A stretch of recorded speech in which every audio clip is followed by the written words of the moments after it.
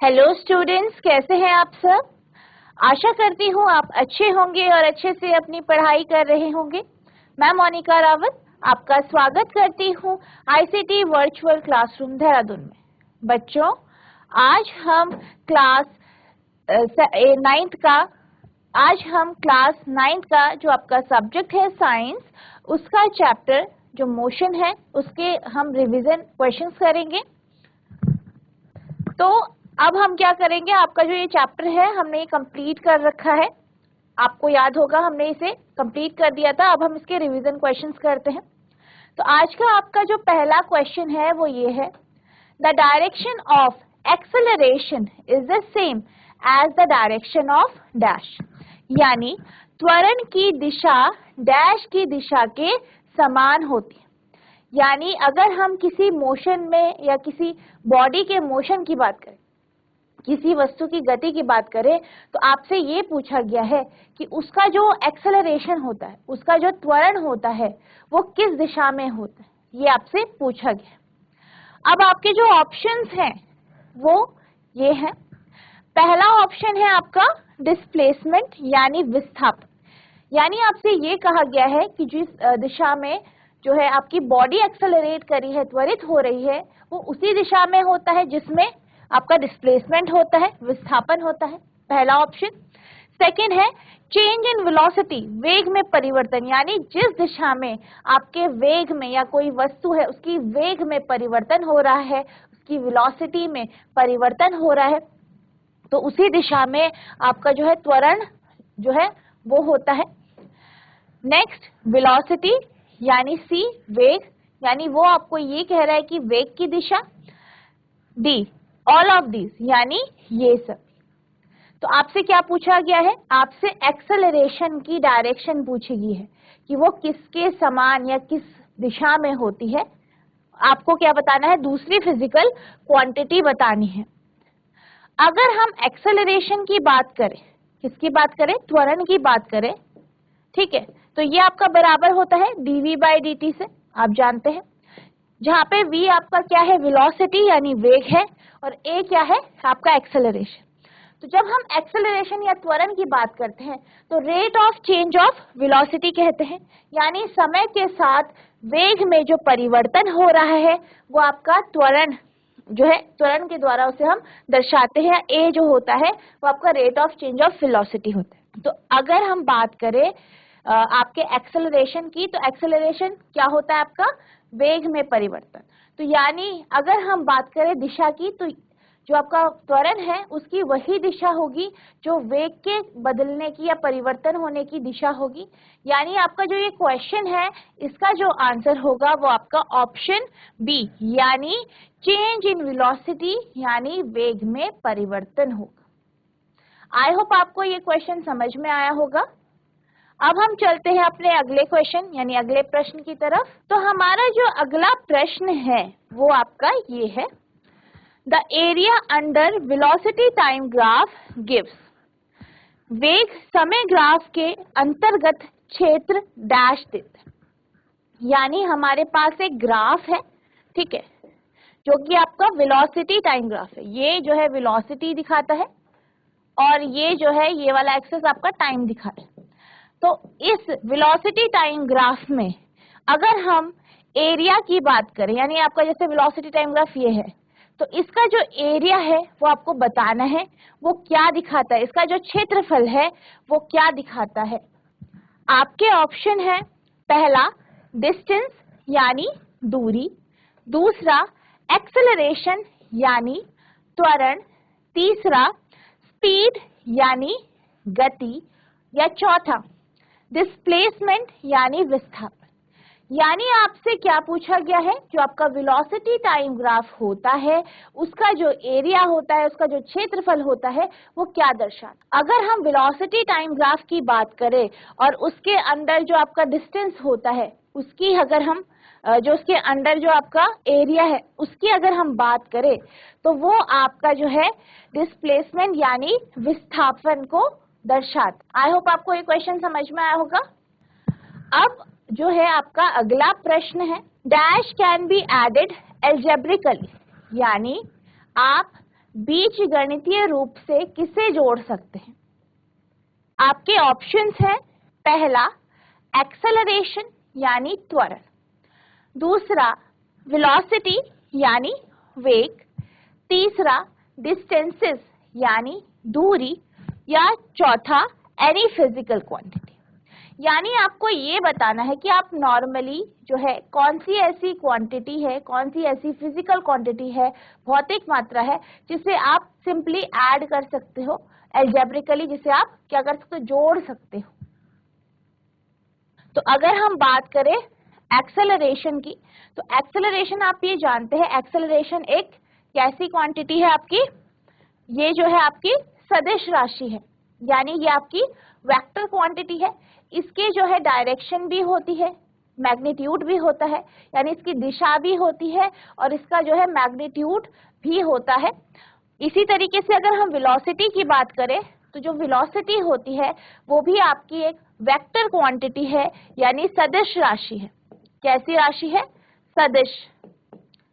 तो अगर हम वेलोसिटी की बात करें, वेग की बात करें, तो ये भी क्या है, एक सदिश राशि है, यानी ये एक ऐसी क्वांटिटी है या ऐसी मात्रा है जिसकी जो है आपकी दिशा भी होती है, डायरेक्शन भी होती है और मैग्नीट्यूड भी होता है। इसी तरीके से अगर हम डिस्टेंस यानी दूरी की बात करें, अगर हम डिस्टेंस की बात करते हैं, दूरी की बात करते हैं, तो जो आपकी दूरी होती है यानी डिस्टेंस होती है वो एक स्केलर क्वांटिटी है, यानी अदिश राशि है। कैसी है?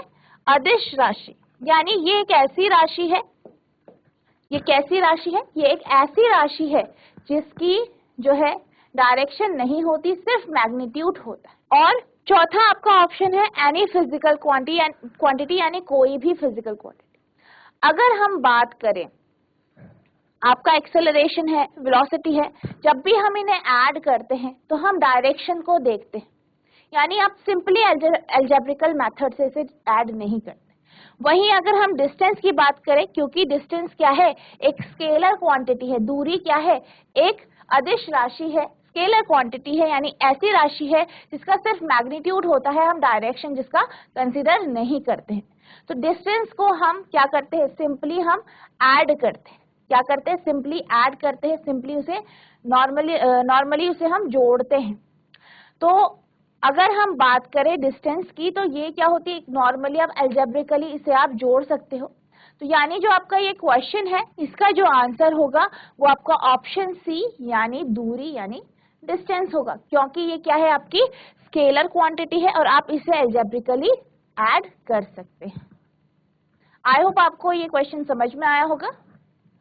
अब आपका जो अगला प्रश्न है वो ये है, a physical quantity which has both magnitude and direction is called as, यानी एक भौतिक राशि जिसमें परिमाण और दिशा दोनों होते हैं, डैश कहलाता। यानी आपको एक ऐसी भौतिक राशि के बारे में बताना है कि हम उसे क्या कहते हैं, जिसके पास मैग्नीट्यूड भी है, ठीक है, परिमाण भी है, दिशा यानी डायरेक्शन भी है। तो आपके जो ऑप्शंस हैं वो ये है, पहला है स्केलर क्वांटिटी यानी स्केलर मात्रा, या हम कहते हैं इसे आपका अदिश राशि।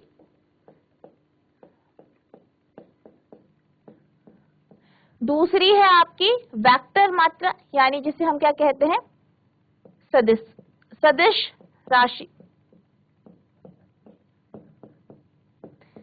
तीसरी है नाइदर ए नॉर बी, यानी ना तो ए ना ही बी। चौथा है आइदर ए और बी, यानी या तो ए या बी। तो आपको क्या कहा गया है, ऐसी आपको राशि बतानी है जिसकी डायरेक्शन भी है, दिशा भी है, परिमाण भी है, यानी मैग्नीट्यूड भी। अगर हम ऐसी राशियों की बात करें, जैसे कि फॉर एग्जाम्पल आपकी वेलोसिटी हो गया, ठीक है, यानी आपका जो वेग है। नेक्स्ट आपका एक्सेलरेशन होता है, जिसे हम क्या कहते हैं, त्वरण कहते हैं, ठीक है। तो ये ऐसी राशियां हैं जिनकी दिशा भी है, ठीक है, और आपका परिमाण भी है, मैग्नीट्यूड भी है, डायरेक्शन भी। तो ऐसी राशि जिनकी दिशा भी होती है और परिमाण भी होता है, ऐसी राशि को हम वेक्टर क्वांटिटी यानी सदिश राशि कहते हैं। यानी आपका जो ये क्वेश्चन है इसका आंसर होगा वेक्टर क्वांटिटी, यानी वेक्टर राशि या आपकी सदिश राशि। आई होप आपको ये क्वेश्चन समझ में आया होगा। अब हम चलते हैं अगले क्वेश्चन की तरफ, अगले प्रश्न की तरफ। तो हमारा जो अगला प्रश्न है वो ये है, the distance time graph of a body moving along a straight line in a single direction with uniform speed will be। एक समान गति या समान गति के साथ एक ही दिशा में सीधे रास्ते पर चलने वाले पिंड का दूरी समय का ग्राफ डैश होगा। यानी आपसे ये कहा गया है कि कोई बॉडी है, कोई वस्तु है, कोई पिंड है, ठीक है, वो एक सीधी रेखा में चल रहा है और एक सिंगल डायरेक्शन में चल रहा है, यानी एक सीधी रेखा में चल रहा है, एक डायरेक्शन, एक ही दिशा में चल रहा है, और जो उसकी स्पीड है वो यूनिफॉर्म है। यानी उसकी जो स्पीड है वो कैसी है, यूनिफॉर्म है, यानी एक समान जो है उसकी गति है या उसकी चाल है। तो आपको बताना है कि जो उसका डिस्टेंस टाइम ग्राफ वो कैसा होगा। पहला ऑप्शन है अलोंग एक्स एक्सिस, यानी एक्स अक्ष पे। दूसरा है अलोंग विथ पॉजिटिव स्लोप, यानी ऐसा होगा कि आपका जो है ये एक पॉजिटिव स्लोप दिखाएगा, यानी आपका जो स्लोप होगा वो आपका धनात्मक होगा, ढलान जो होगी धनात्मक होगी, धनात्मक ढलान वाली एक रेखा। Next parallel to x axis, यानी एक्स एक्सिस के पैरेलल होगी, एक्स अक्ष के क्या होगी, समानांतर होगी, या नन ऑफ दिस, यानी इनमें से कोई नहीं। यानी पहला ये बोल रहा है along x axis, along x axis यानी ये आपकी एक्स एक्सिस है, ये वाई एक्सिस है, और आपका क्या है यहाँ पे डिस्टेंस टाइम ग्राफ है, ये डिस्टेंस है यानी दूरी, और ये आपका टाइम यानी समय।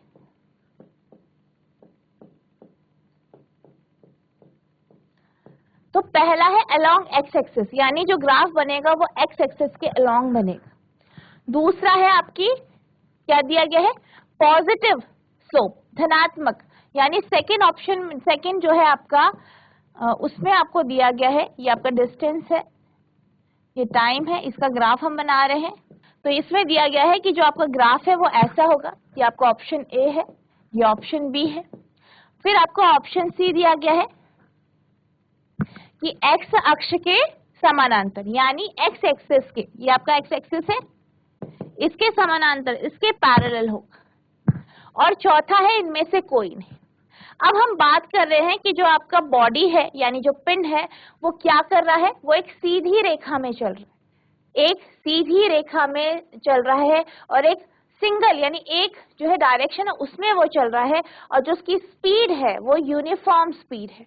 कैसी स्पीड है, यूनिफॉर्म स्पीड, यानी समान गति, ठीक है। और क्या कर रहा है, वो एक सिंगल पाथ में चल रहा है, एक सीधी डायरेक्शन में चल रहा है। अगर हम यूनिफॉर्म मोशन की बात करें, अगर हम यूनिफॉर्म मोशन की बात करें तो हमने क्या पढ़ा था, जो आपका यूनिफॉर्म मोशन होता है उसका ग्राफ स्ट्रेट होता है और वो एक स्लोप देता है। अगर हम पहले ग्राफ की बात करें तो इसका मतलब ये है कि जो आपकी बॉडी है, जो वस्तु है, वो बहुत समय से एक ही पोजीशन में है, उसने अपनी जो है डिस्टेंस चेंज नहीं की, और वो बिल्कुल एक उसके बाद भी वो मतलब रेस्ट की ही पोजीशन में, यानी उसने अपनी स्थिति बिल्कुल भी नहीं बदली। सेकंड ग्राफ की बात करें तो सेकंड ग्राफ में क्या हो रहा है, आपका ये दिखाई दे रहा है कि समय के साथ साथ जो है डिस्टेंस यानी दूरी भी बदल रही है, और बराबर समय में बराबर दूरी आपकी बदल रही है। यानी सेकंड ग्राफ आपका यूनिफॉर्म मोशन को शो कर रहा है, यानी समान गति को दर्शा रहा है।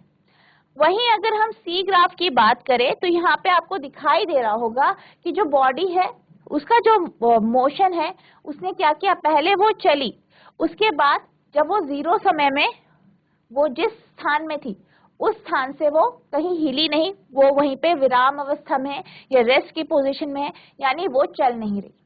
अगर हम क्वेश्चन की बात करें तो क्वेश्चन में क्या कहा गया है कि वो आपकी जो बॉडी है या जो वस्तु है, चाहे वो कार है या कोई भी बॉडी है, वो क्या कर रही है, एक सीधी रेखा में चल रही है, और मोशन भी कैसा, यूनिफॉर्म स्पीड है।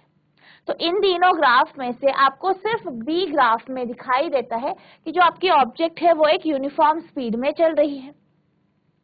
यानी जो आपका ये क्वेश्चन है इसका अगर हम आंसर देखें, इसका जो आंसर होगा वो आपका ऑप्शन बी यानी a line with positive slope, यानी बी धनात्मक ढलान वाली एक रेखा, ये आपका आंसर होगा। आई होप आपको ये क्वेश्चन समझ में आया होगा।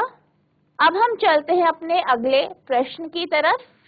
तो हमारा जो अगला प्रश्न है वो ये है, if a body travels unequal distances in equal interval of time, यानी एक बॉडी है, एक वस्तु है जो बराबर समय अंतराल में जो है बराबर जो आप दूरी है वो तय नहीं कर रही, यानी उसकी जो दूरी है यानी समय अंतराल तो सेम है लेकिन जो उसके द्वारा दूरी तय की जा रही है वो बराबर नहीं है। जैसे फॉर एग्जाम्पल कि आपकी जो गाड़ी है वो 0 जो समय से चली और 2 घंटे बाद उसने क्या किया, उसने जो है 20 किलोमीटर की दूरी तय की। इसके बाद 4 घंटे बाद यानी 0 से ले रहे हैं हम, इसने क्या किया, फिर इसने जो है 20 किलोमीटर की दूरी तय की। यानी आप देख सकते हैं कि अगर हम बात करें 0 to 2 यानी 2 घंटे में 20 किलोमीटर, फिर 2 से 4 यानी 2 घंटे में फिर 20 किलोमीटर, तो ये क्या हो रहा है आपका जो है, इस केस में आपको दिखाई दे रहा है कि समय अंतराल बराबर है और दूरी भी बराबर है। लेकिन अगर हम इस क्वेश्चन की बात करें तो इस क्वेश्चन से अगर हम समझें तो इसमें ये कहा गया है कि जो आपकी डिस्टेंस है वो बराबर नहीं है, समय अंतराल बराबर है, यानी 2 घंटे में 20, फिर अगले 2 घंटे में कितना, सपोज 40 किलोमीटर चल के, अगले 2 घंटे में 50 किलोमीटर। यानी अगर हम बात करें जो आपका समय है, समय तो बराबर है, समय अंतराल बराबर है, लेकिन जो उसके द्वारा दूरी तय की गई है वो बराबर नहीं है। तो आपको ये बताना है जो ऐसी बॉडी है वो किस पाथ में ट्रेवल कर रही है, यानी उसकी जो दिशा है वो कैसी दिशा में, स्ट्रेट पाथ ट्रेवल कर रही है या कोई कर्व पाथ यानी सीधी रेखा में चल रही है या किसी कर्व की पाथ में चल रही है। नेक्स्ट है the body is said to be in, यानी आपको ये बताना है कि जो ये बॉडी है, ये जो वस्तु है, ये जो पिंड है, उसको आप क्या कहेंगे, वो किस मोशन में।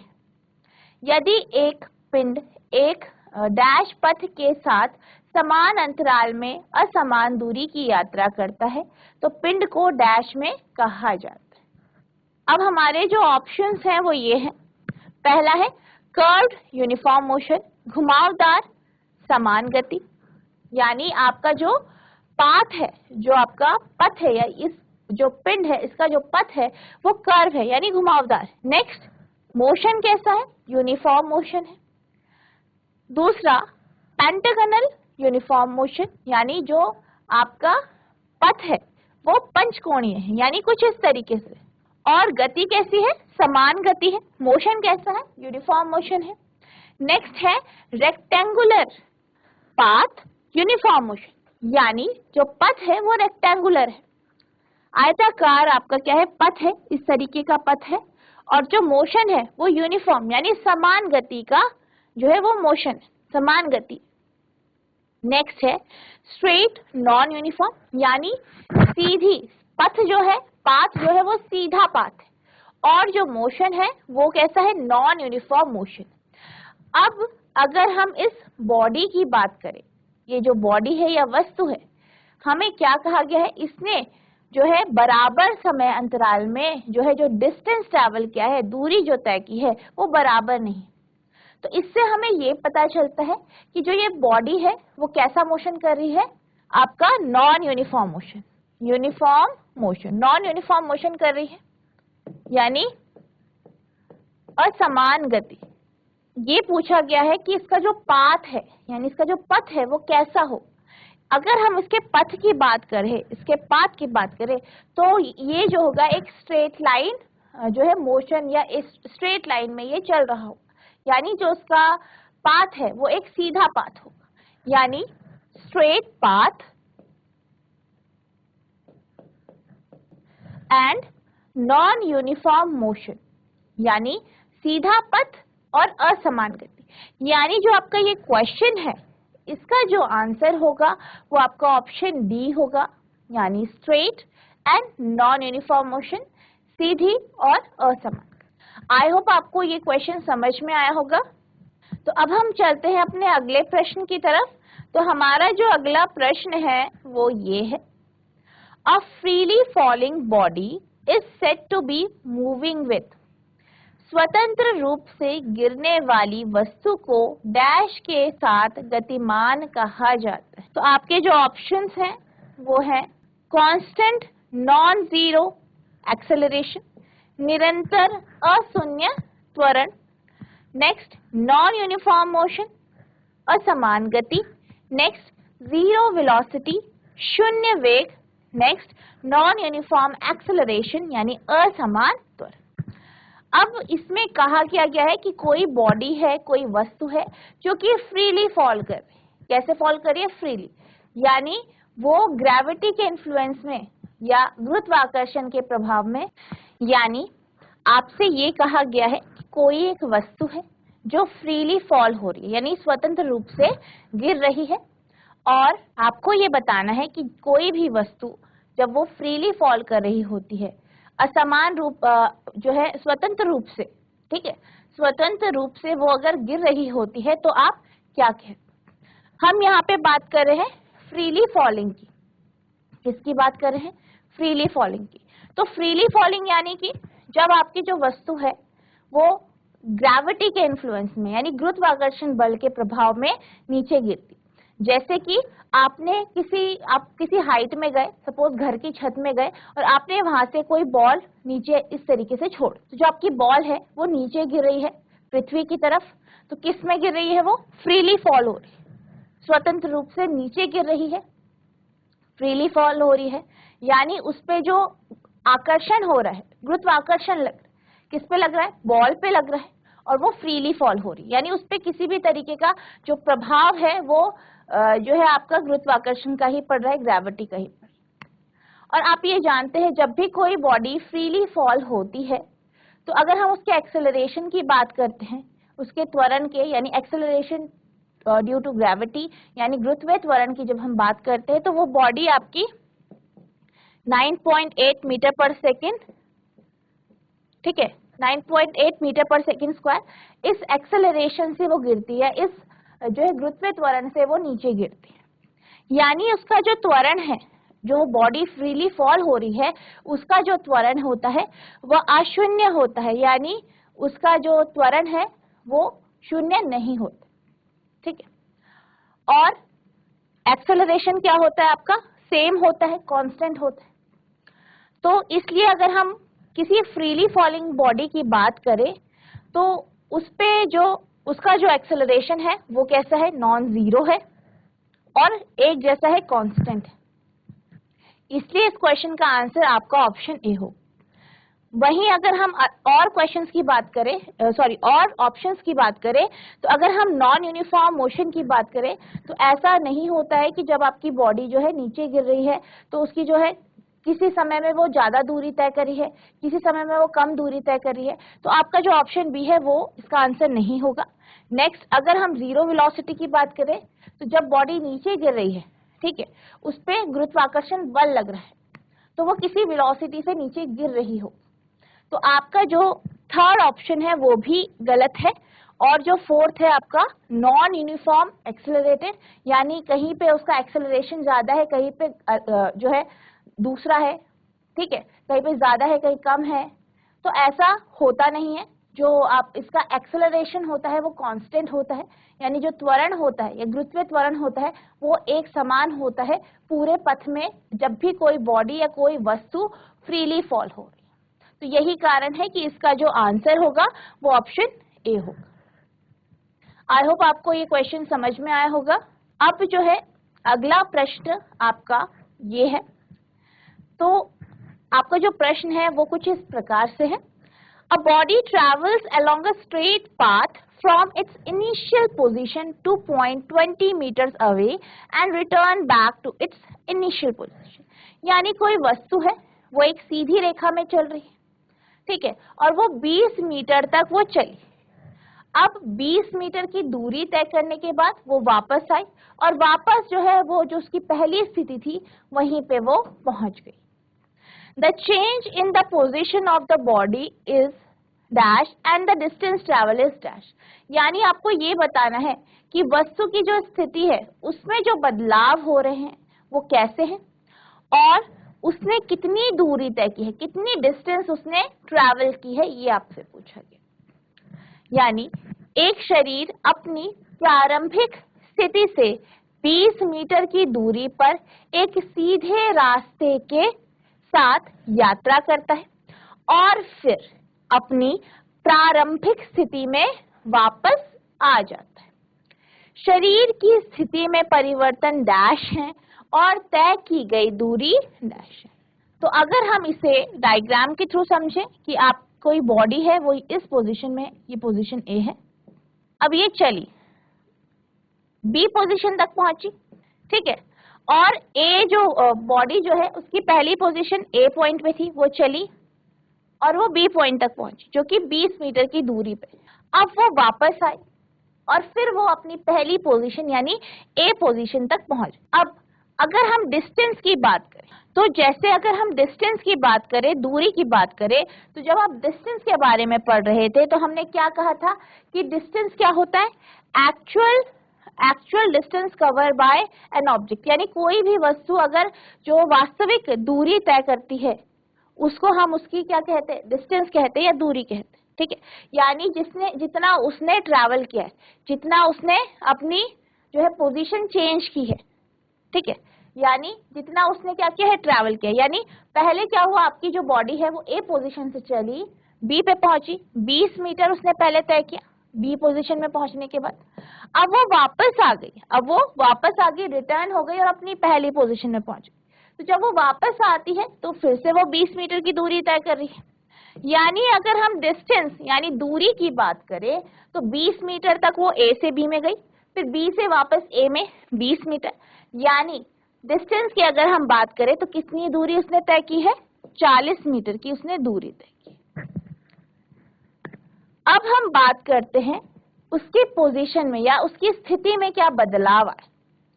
अब वो क्या हो रहा है, आपकी जो ऑब्जेक्ट है वो इस पोजीशन से चली, यहाँ पहुंची, फिर वापस आई और फिर वापस अपनी पहली पोजीशन में आ गई। अगर हम इसकी स्थिति में बदलाव देखें तो इसने शुरुआत ए पॉइंट से की, वापस ये ए पॉइंट में आ गई। यानी जो इसकी इनिशियल पोजीशन है और फाइनल पोजीशन है वो सेम है। यानी जो शुरुआती बिंदु है जहां से इसने शुरू किया या शुरुआती स्थिति जो है और अंतिम स्थिति जो है वो एक ही है, सेम है। यानी अगर हम बात करें इसकी पोजीशन की तो हम बेसिकली हम डिस्प्लेसमेंट की बात करें, विस्थापन की बात करें हैं, तो इसका जो डिस्प्लेसमेंट है यानी विस्थापन जो है वो आपका 0 होगा क्योंकि इसकी इनिशियल और फाइनल पोजीशन सेम है। अब इसके हम ऑप्शंस देख लेते हैं। तो यहाँ पे आपसे पहला ऑप्शन है 20 मीटर 40 मीटर, दूसरा है 0 मीटर 40 मीटर, तीसरा है 40 मीटर 40 मीटर और चौथा है 0 मीटर और 0 मीटर। यानी आपका जो अगर हम इसको सॉल्व करके देख रहे हैं तो हमें क्या पता चल रहा है, इसका जो आंसर होगा आपका ऑप्शन बी होगा। यानी इसका आंसर क्या है, ऑप्शन बी, 0 मीटर 40 मीटर, यानी 0 मीटर और 40 मीटर, जहाँ पे 0 मीटर जो है वो स्थिति को दर्शा रहा है, ठीक है, इनिशियल फाइनल पोजीशन को बता रहे हैं। वहीं 40 मीटर की अगर हम बात करें तो टोटल डिस्टेंस कवर यानी कितनी दूरी उसने तय की है वो इसके द्वारा दर्शाई जा रही है। आई होप आपको ये क्वेश्चन समझ में आ गया होगा। अब हम चलते हैं अपने अगले प्रश्न की तरफ। तो हमारा जो अगला प्रश्न है वो ये है, the slope of a velocity time graph gives, यानी वेग समय ग्राफ का ढाल डैश देता है। यानी आपके पास क्या है, ये वेलोसिटी टाइम ग्राफ है, यहाँ पे आपका वेग है यानी वेलोसिटी है, यहाँ पे टाइम है यानी समय है। ये क्या दिखा रहा है, वेग, और ये समय दिखा रहा है। अब आपका जो है ग्राफ कुछ इस तरीके से है, स्ट्रेट लाइन ग्राफ है। इससे आपको क्या पता चल रहा है कि समय के साथ जो है वेलोसिटी यानी वेग बदल रहा है और बराबर समय में बराबर जो वेलोसिटी है, वेग है, उसमें परिवर्तन आ रहा है। अब उन्होंने कहा है कि इसका जो स्लोप है वो क्या दर्शाता है, तो जब हम वेलोसिटी टाइम ग्राफ के बारे में पढ़ रहे थे तो हमने क्या देखा था, आपका जो स्लोप है वो क्या दर्शाता है, जैसे कि ये आपका पॉइंट T1 है और ये आपका पॉइंट T2 है, इसी तरीके से ये पॉइंट आपका V1 है और ये V2 है। तो जब हम इसकी बात करते हैं यानी आपके स्लोप की बात करते हैं, तो स्लोप ऑफ ग्राफ की अगर हम बात करते हैं तो हम क्या कहेंगे, V2 minus V1 upon T2 minus T1, यानी क्या दर्शा रहा है, change in velocity per unit time दिखा रहे हैं। तो बेसिकली जब हम बात कर रहे हैं कि वेलोसिटी में बदलाव हो रहा है समय के साथ, तो ये आपका क्या दर्शा रहा है, ये आपका dv बाई dt को दर्शा रहा है, यानी ये किसको दिखा रहा है, आपका एक्सेलरेशन को दिखा रहा है। अब हम इसके ऑप्शंस देख लेते हैं। पहला ऑप्शन है डिस्टेंस यानी दूरी, दूसरा ऑप्शन है स्पीड यानी चाल, स्पीड यानी चाल, तीसरा है एक्सेलरेशन यानी त्वरण, चौथा है डिस्प्लेसमेंट यानी विस्थापन। तो आपको ये बताना है कि जो वेलोसिटी टाइम ग्राफ होता है उसका स्लोप क्या दर्शाता है। तो यहाँ पे जो हमने देखा या हमने जो पढ़ा है उससे हमें क्या पता चला कि जो आपका वेलोसिटी टाइम ग्राफ होता है उसका जो स्लोप होता है, उसका जो ढाल होती है वो क्या दर्शाती है, एक्सेलरेशन को। यानी जो आपका क्वेश्चन है उसका जो आंसर है वो ऑप्शन सी है, यानी एक्सेलरेशन यानी त्वरण। आई होप आपको ये क्वेश्चन समझ में आया होगा। अब हम चलते हैं अपने अगले प्रश्न की तरफ। तो हमारा जो अगला प्रश्न है वो कुछ इस तरीके से है, the position time graph of a body is parabolic then the body is, यानी आपसे ये पूछा गया है कि किसी पिंड का स्थिति समय ग्राफ पैराबोलिक है तो पिंड डैश, ठीक है। अब आपके जो ऑप्शंस हैं वो इस तरीके से दिए हैं। पहला है इन नॉन यूनिफॉर्म मोशन, यानी जो बॉडी है उसका जो मोशन है, उसकी जो गति है वो नॉन यूनिफॉर्म है यानी असमान गति। दूसरा है इन यूनिफॉर्म मोशन, यानी जो गति है वो कैसी है, आपकी समान गति है या समान त्वरण है, ठीक है, इन यूनिफॉर्म एक्सेलरेशन यानी समान त्वरण। तीसरा है at rest with some initial distance covered, यानी किसमें, रेस्ट की पोजीशन पे है पर उसने कुछ दूरी तय कर ली है। चौथा है at rest with zero initial distance, यानी रेस्ट की पोजीशन पे है लेकिन उसकी जो दूरी है, पहली प्रारंभिक जो दूरी है वो शून्य है, ठीक है, शून्य है। और सी में क्या कहा गया है कि उसकी जो डिस्टेंस उसने पहले कवर कर लिया है लेकिन वो रेस्ट की पोजीशन। अब हम बात करते हैं नॉन यूनिफॉर्म मोशन, यानी जो मोशन है वो नॉन यूनिफॉर्म। नॉन यूनिफॉर्म यानी जैसे कि आप जानते हैं कि वो बराबर समय अंतराल में बराबर दूरी तय नहीं कर रहे, या फिर जो है समय अंतराल भी अलग अलग है, दूरी भी जो तय की गई है वो भी अलग है। तो ये आपका क्या होता है, नॉन यूनिफॉर्म मोशन शो। वहीं अगर हम यूनिफॉर्म एक्सेलरेशन की बात करें, यूनिफॉर्म एक्सेलरेशन यानी एक्सेलरेशन कैसा है, एक जैसा है, एक्सेलरेशन कैसा है, एक जैसा है, यानी जो वेलोसिटी में चेंज हो रहा है समय के साथ वो बराबर है, वेग में जो परिवर्तन हो रहा है समय के साथ वो बराबर है। सी जो है at rest with some initial distance cover, यानी अगर हम सी की बात करें तो सी के ग्राफ की अगर हम बात करते हैं कि क्या बोल रहा है, इसने क्या किया, शुरुआत में कुछ दूरी तय की उसके बाद रेस्ट पोजीशन में, ठीक है। तो यानी अगर हम डिस्टेंस टाइम ग्राफ बनाएं या पोजीशन टाइम ग्राफ बनाएं, ये आपका डिस्टेंस हो गया और ये टाइम, दूरी या स्थिति, और ये आपका समय। तो आपका जो ग्राफ जो आपका ऑप्शन सी है वो ये दर्शा रहा है कि पहले बॉडी क्या है, कुछ दूरी तक चली है फिर रेस्ट की पोजीशन।